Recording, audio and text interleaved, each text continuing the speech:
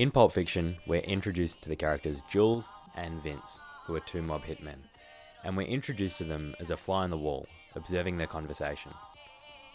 Their conversation goes on to cover three off-screen characters: Marcellus Wallace, his wife, and Antoine Rocamora, who's never shown on screen. A large part of this conversation's purpose is to set up Marcellus's capacity for violence, and they talk about how Marcellus threw Antoine Rocamora off a fourth-story balcony.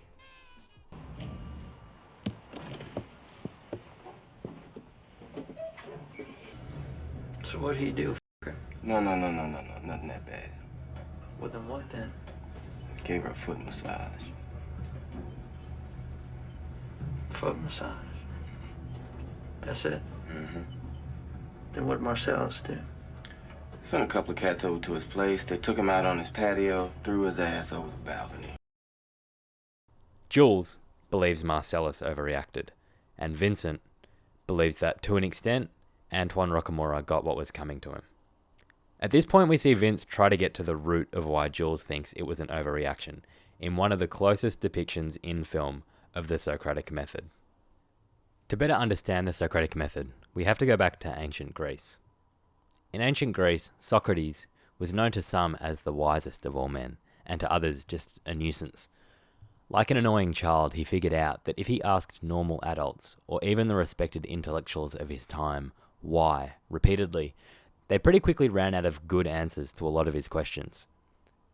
He would start off asking people for a definition of a term like wisdom, courage, or justice, and through repeatedly pointing out contradictions in their definition, and then the contradictions in their adjustments to their original definition, they would eventually reach a state of admitted ignorance.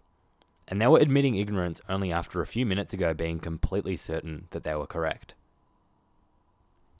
The Socratic method is often looked at today as a good tool for developing critical thinking or highlighting ignorance where people are unjustifiably opinionated, which in certain areas we all are.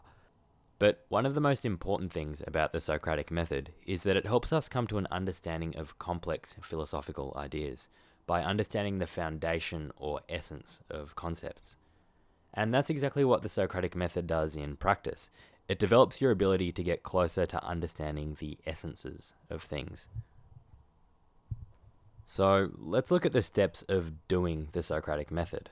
So to start off, you have to establish an argument, and an argument is a philosophical assertion. It could even be a definition, as it often is for Socrates. In philosophy, an argument is not malicious, it's just a particular point you're trying to make. And this whole process is meant to be cooperative, so in practice at this point, it's useful to understand the person you're listening to and their logic and evidence for the argument they're making. Secondly, what you're going to try and do is raise an exception or contradiction to the argument you've just heard, which is basically just playing devil's advocate. And thirdly, the goal is for them to reformulate their argument so it's no longer undermined by the contradiction you've just brought up. The fourth step isn't really a step, it's just for you to both repeat steps 2 and 3, where finally they arrive at a state of puzzlement or admitted ignorance. And Socrates had a name for this, and it was a state of aporia. And this was the end goal of the Socratic dialogue. So for Socrates, he believed that wisdom partly laid in understanding what you do not know and not holding any dogmatic beliefs which are actually held in ignorance. Now you know the steps, you should try this with a friend or grab a notebook and try it yourself. Using the Socratic method is a surprisingly difficult thing to bring yourself to do because you're basically questioning your beliefs and forcing change within yourself, which isn't always the most pleasant thing. So, for example, look at the words happiness or courage and reflect on what you think they really mean. Do you think you could come up with a definition for either of those words? And more importantly, once you have a definition, do you think you could point out some exceptions to it? And on top of that, can you reformulate your definitions? If you do this long enough, you'll probably realize that you were ignorant in areas you hadn't expected, and by the end, you should definitely have a better understanding of these words.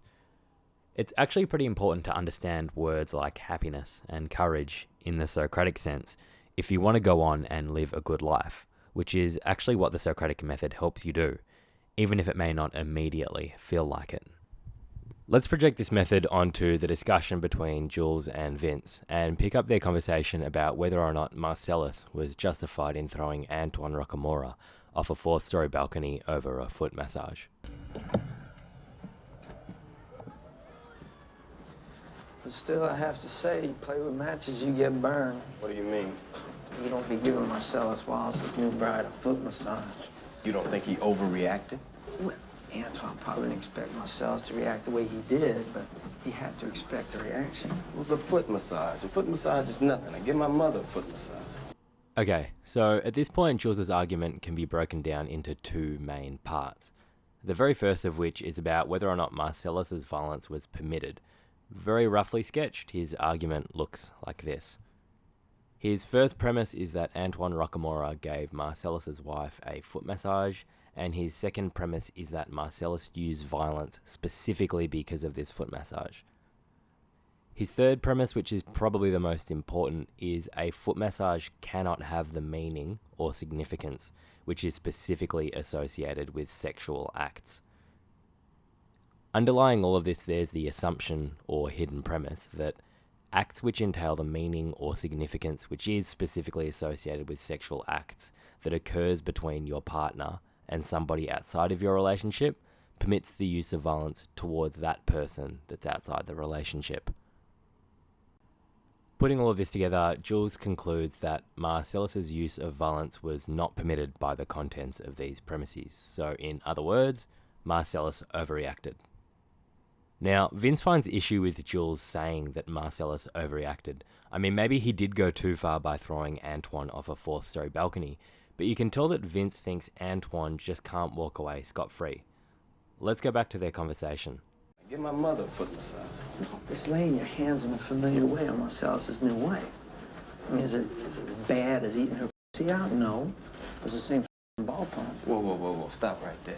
Eating a bitch out and giving a bitch a foot massage ain't eating the same thing. It's not. It's the same ballpark. Ain't no ballpark neither. Now look, maybe your method of massage differs from mine. But you know, touching his wife's feet and sticking your tongue in the holiest of holies ain't the same ballpark. It ain't the same league. It ain't even the same sport. At this point, the Socratic method comes into play. Vince takes issue with what Jules thinks the essence of a foot massage is. Let's go back to the main argument. The third premise is that a foot massage cannot have the meaning or significance which is specifically associated with sexual acts. And it's because of this that Vince is saying Marcellus was unjustified in using violence. Jules's argument, which Vince disagrees with, about the essence of a foot massage looks something like this. The first premise would be that sexual acts have a type of meaning or significance specific only to them. The second premise would be that a foot massage is not a sexual act. So the conclusion would be that a foot massage cannot have the meaning or significance specifically associated with sexual acts. But by asking questions, we see that Vince is able to figure out the reason why Jules believes this. Let's see how Vince is able to use the Socratic method to ask questions to firstly establish Jules's argument, then follow up with a contradiction. Look, foot massages don't mean shit. Have you ever given a foot massage? Don't be telling me about foot massages. I'm the foot master. You giving a lot of them? Shit, yeah. Got my technique down and everything. I don't be tickling or nothing. Would you give a guy a foot massage? Fuck you. I think Vince's point here is that while a foot massage or even holding hands may not explicitly be a sexual act, it definitely comes with the meaning or significance which can be associated with sexual acts. This completely undermines the premise that sexual acts have a type of meaning that's specific only to them. Because of this point he makes, the conclusion isn't justified and the argument can't be sound.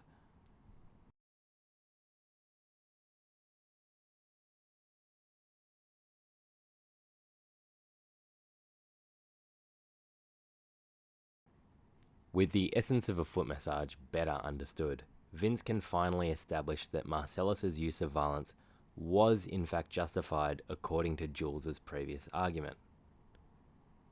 We can still tell that Jules is bothered by the use of violence, so with further Socratic dialogue, the argument would probably shift towards whether or not the degree of violence was justified, but in the context of the movie, they're busy, so it never gets to that point.